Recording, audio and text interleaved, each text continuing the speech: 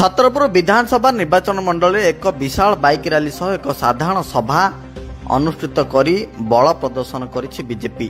ए विशाल bike rally पूत गोपालपुर विश्वेश्वर मंदिर निकटरू बाहरी उपर बसस्टाण्ड एवं बजार देई सभास्थल निकट में पहुंचीला। ए रैली रे भारतीय जनता पार्टी पक्षरु ब्रह्मपुर लोकसभा प्रार्थी डॉक्टर प्रदीप पाणिग्राही, छत्रपुर विधानसभा प्रार्थी कृष्ण चंद्र नायक, ओडिशा सिने तारका तथा बीजेपी नेता अरिंदम रॉय, जिला सभापति डॉक्टर सुभाष साहू प्रमुख समेत 1000 ऊर्ध कार्यकर्ता सामिल होते।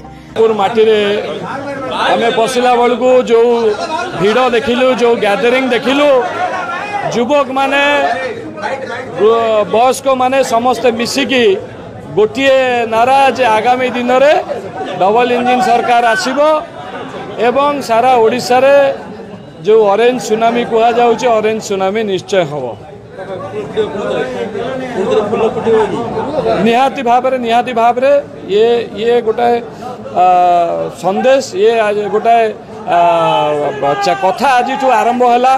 ये समस्त आज मिसिकी एठी संकल्प नेले समस्त दिन राति एक करिवे एवं गोटे ओडिशा रे जो परिवर्तन दरकार, गोटे चेंज दरकार, जोटा समस्त प्रत्येक ओडिशावासी चाहूचंती ताकू निश्चय आनिबे।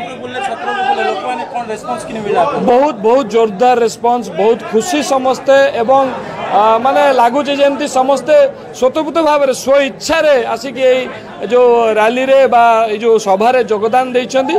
तेणु ये गोटे शुभ संकेत आगामी दिन में सारा ओडिशा रे पद्म फुटिबो।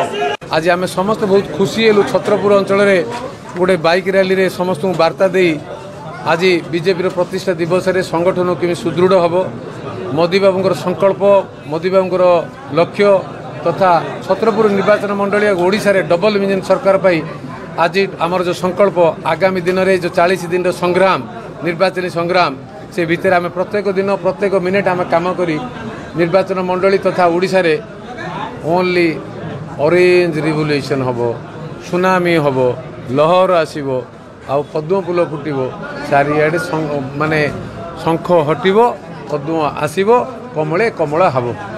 सर ब्रह्मपुर जेहेतु आज ऑरेंज कलर सब रंगा होता आप कहते राज्य ब्रह्मपुर ही खबर जीव आउ गंजाम माटी तो सबुआडे हम हे गंजाम आरंभ हम ऑरेंज रेवोल्यूशन चीफ मिनिस्टर जिलाटा ना यहाँ यू है मजा लगे ना भल लगे पक्का छेड़।